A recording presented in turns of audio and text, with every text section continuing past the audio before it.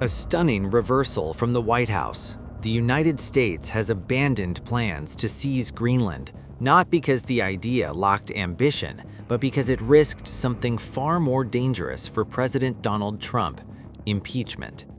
According to Reuters, the threat of congressional action forced Trump to retreat from a move that could have shattered NATO and ignited a constitutional crisis at home.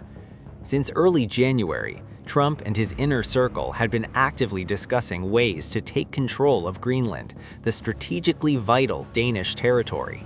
But alarm bells quickly rang on Capitol Hill. Lawmakers from both parties warned the White House that any attempt to seize Greenland, especially without congressional approval, would trigger immediate impeachment proceedings. The message was blunt: invade and the presidency is at risk. Just days ago, Trump was openly threatening tariffs on European allies as leverage, refusing to rule out the use of force. But on January 22nd, while attending the World Economic Forum in Davos, the president abruptly changed course. He ruled out military action, stepped back from tariff threats, and signaled that the confrontation with Denmark and NATO was on hold. After meeting NATO Secretary General Mark Rutte, Trump struck a dramatically different tone. He suggested a negotiated deal over Greenland, one that would give the U.S. access to critical minerals and support a Golden Dome missile defense system while countering Russian and Chinese influence in the Arctic. Trump called it a forever deal, claiming it would satisfy all sides and secure long-term Western interests. European diplomats say the sudden shift helped defuse what was becoming the deepest transatlantic rift in decades. Trump's earlier rhetoric, combined with tariff threats and territorial ambitions, had shaken allies already uneasy about U.S. leadership. While the dispute is far from resolved, officials say the retreat buys time to settle differences behind closed doors, without tanks, tariffs, or impeachment hearings.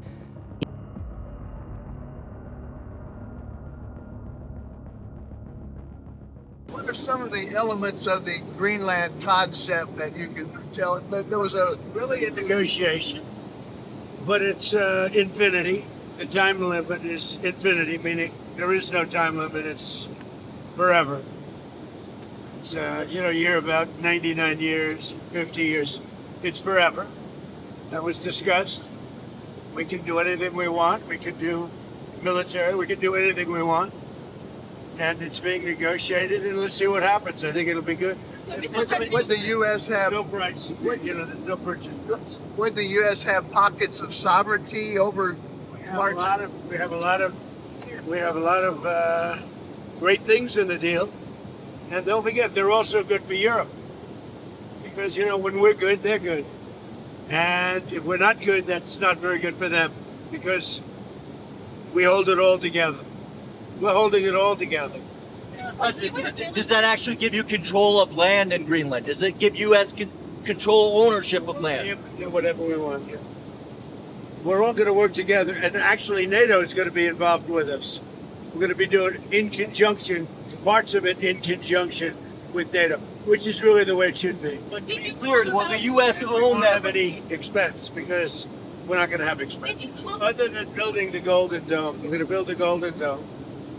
And we'll have participation in that also. The cost of the Golden Dome, we'll have participation in that also, meaning with the expense of it. And it'll be like no other. I mean, our technology is incredible. Is Denmark signed off on this? Are they on board with this concept?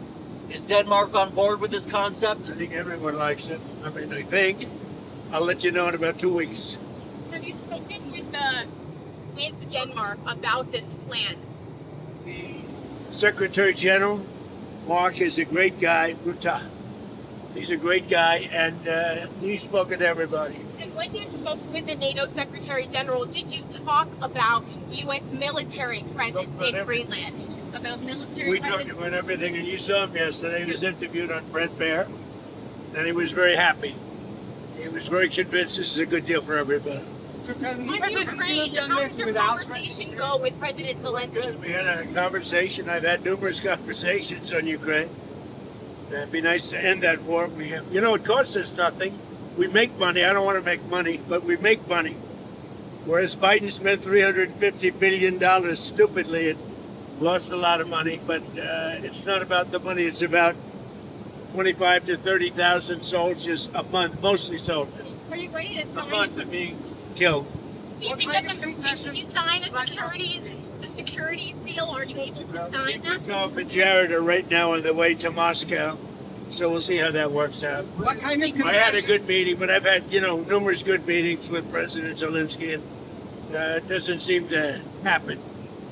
It's funny, I put out a 35-year war in a day, a 32-year war in 2 days. In other wars, the worst was like 4 days. And this one goes on and on forever, and actually they may have been more complex. Do you think that trilateral that the U.S., Russia, and Ukraine are having in Abu Dhabi this weekend leads to a trilateral between you, Putin, and Zelensky? Look, it's all good. Anytime we meet, it's good. If you don't meet, nothing's going to happen. I mean, for the first 3 years, nobody met. Under Biden, nobody met. And you know one thing, if you don't meet, nothing's going to happen. So we are meeting, and we'll see what happens. I hope we can save a lot of lives. So, Mr. President, what kind of concessions does Vladimir Putin need to make at this point? He'll make concessions. Everybody's making concessions to get it done. Europe is going to be a part of it. It's got to be a part of it. Look, it's more for Europe than for me. I mean, I'm doing this more for Europe than for me. I'm doing it to save lives, number one. I'm doing it secondarily for Europe. I'm not doing it so much for the U.S. It doesn't affect us very much. Other than the loss of lives, we're not affected by this deal. It's thousands of miles away. We're separated by an ocean. But I have an ability to get things done like this, and we'll see if I can get it done. I mean, it would never have gotten done. I thought Putin wanted the whole thing. Maybe he does, but he's not gonna be going there unless we don't make a deal. We had a good meeting today with President Zelensky. I think a very good meeting. What's the main holdup? What's the main holdup to getting a deal? Main holdup is the same things that have been holding it up for the last year. Look, this is a war. This is Biden's war. This isn't my war. This is a war that should have never happened. But it's complex because you have beats and bounds. You have streets. You have rivers. You have everything. Where does it end? So it's a little bit complicated. But I've had that in 5 of the other wars. There are beats and bounds. It's a location. It's boundaries.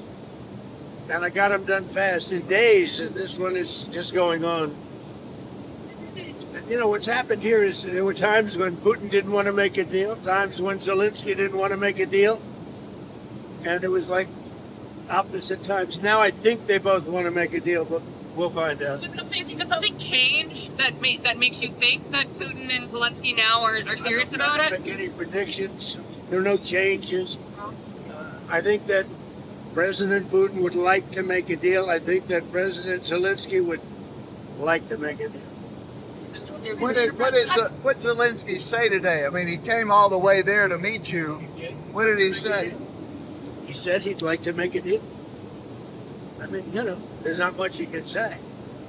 People know the parameters. It's not like, we're discussing things that have been discussed for 6 or 7 months, and he came and he said he wants to make a deal because I wasn't necessarily sure.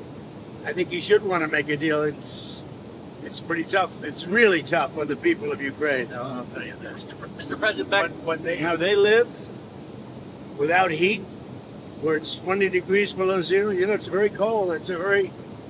That's a colder climate for the most part than Canada. But they live without heat. I asked him, how do they do that? And he gave me an answer. It's pretty amazing what they do to live. It's no way to live. Yeah. back to Greenland. Can you elaborate more on we're trying to understand what exactly the concept is here. Is the U.S. going to actually take ownership of it? We'll have something in 2 weeks. There's a good spirit to get something done, and we have to have a strong freedom. We have to have the ability to do exactly what we want to do.